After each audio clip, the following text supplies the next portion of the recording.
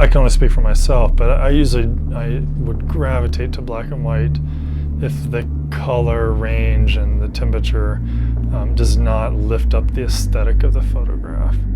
Even like whenever people write scripts, they'll remix things they've seen 100 times to make a script they like. I actually think some alteration can make it feel more like it did in the moment. They're like, hey, check out this cool character design. Like, they didn't say they designed it, they didn't say they didn't design it, but it was different enough to where it was like, I don't really fucking care that much. I would try to do my best to contact the original artist and ask them for permission first, because it's like the decent thing to do.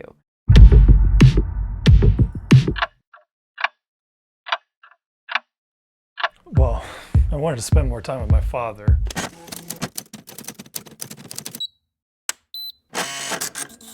My dad was an amateur photographer and I wanted to spend time with him. So I've always just loved movies.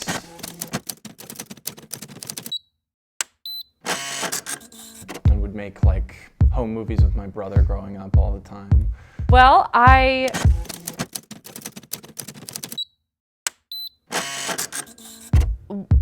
wanted to take better photos of my knitting. I got into comic book drawing and writing. By going to detention. I don't know if I've ever been asked that. Let me think about that. So like a definition, or like what is it to me? I mean, I would give you a different definition tomorrow, but I guess I would say it's capturing a moment in time. It's the ability to capture moments. what comes to mind is an attempt to visually record an aesthetic of life in front of the camera. In a way that says something about humanity or about whatever the subject is. So that other people can view it as well. Something that you want to share or that they want shared. I think everything is gradations on that idea. So everything is altered a little bit from the style of these two cameras they're using, the profiles, how it records data itself, the versions over time they will wear out, the pixel quality. So there's minor gradations all the way to purposeful alteration. And I think it's everywhere in between that. There's altered images where that's what you think about when you see it. Like clearly this was altered and it feels false. There was a National Geographic photographer who got in a lot of hot water because he was doing some major photo manipulation on some of his stuff. And that's, you know, with photojournalism, that's where you're like, no, you can't really start doing that.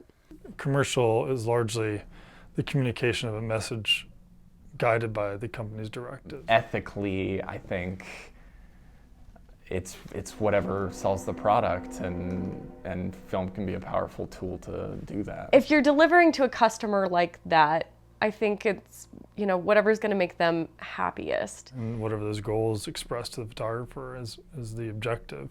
And that may or may not include alterations or manipulations. I think that's kind of just part of marketing and part of advertising. So for a show, we have a pretty specific list of things that we're trying to achieve with it. So for the most part, I'm looking for good connections between people on the stage. So like good interactions, especially physical connection between two people. I think moments are really important. Capturing the authenticity in a moment is what I look for the most, I think.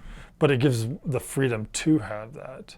Whereas in photojournalism, largely speaking, it is an attempt to document as truthfully as we can express events around us. Now even that is very muddled though, because photographers still come with their own thoughts and their own impressions of an event. And you and I, if we were both photographers at the same event, even with noble ideas, would still yield very different pictures. So, but the goal, I think, at the end of the day is, were the two pictures that you and I both photographed, could we have seen that occur in daily life around us? And if the answer is yes, then we haven't altered what we had bore witness to in real time.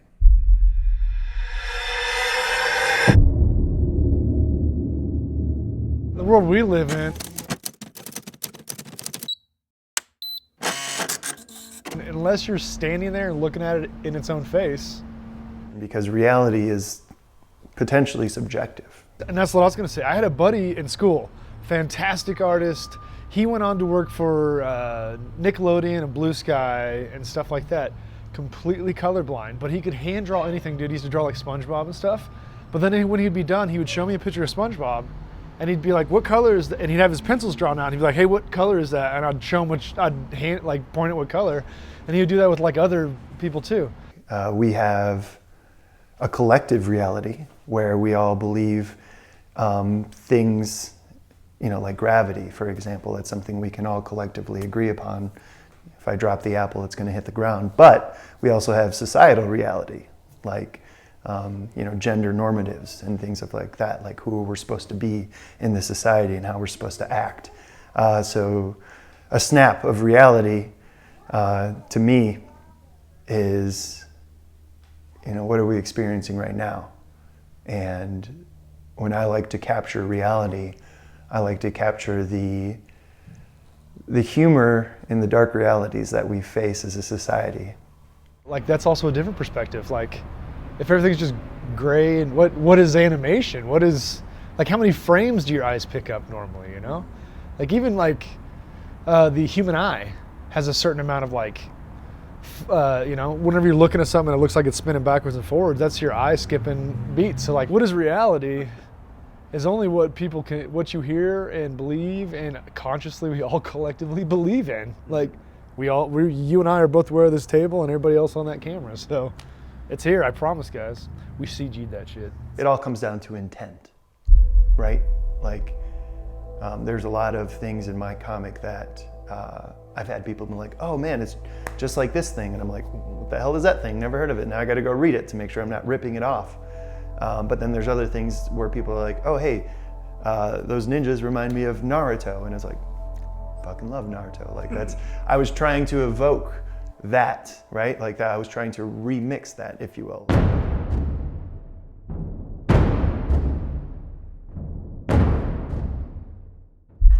I just like working with the people mainly, and I also like creating an image that they're proud of, that they want to share with other people. Because a lot of times, people hate pictures of themselves.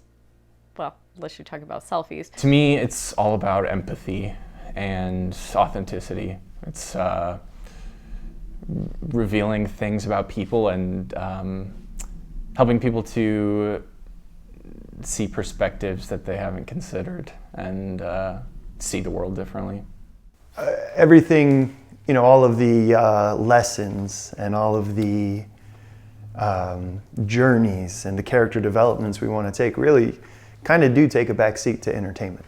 We want you to flip the page. We want you to turn the page and see what these characters go through. And a big part of that is the characters and their development and their stories. But really that was the first thing, I wanted a person my age, my demographic, who watched cartoons when they were a kid, to open up that first page and be like, oh, this is my jam. So I always try to think about what is my motivation. And if I can answer that clearly, then I've found almost always, people allow me in almost anywhere. And so I spend a lot of time thinking about my reasons for wanting to work on a project before I try to engage with people. And then increasingly, I'm also trying to think about, even as finite within that, is thinking about an origin story that I can express to people, not just my motivation, but helping them understand, where did this idea come from? Because I feel like people, like, while I don't talk a lot when I work, and they don't know a lot about me, but I think they want to know at root, why is this guy doing this? Because I do a lot of very intense work. They're going to say, why is this person in my space? And I want to be able to address that and be very clear of that. And people then almost always relax and then, okay, I get it, I understand. So I spend a lot of time thinking about that. In marketing, dude, the line is so like absent. Like half the time doing making people remember old commercials is almost like a plus. It's almost like a shell. Like you got that little seed that that's in the middle that is the original concept that you thought of, like, oh man, there's a sci-fi from the 80s that I loved and I want to build off that, and then you kind of like design, well, like it kind of could be based in this like concept of like where we are in our political spectrum, and then it'd be like, well, now we have these ability to do this with like certain cameras, and then all of a sudden it's its own concept because you stemmed off that one seed, you know.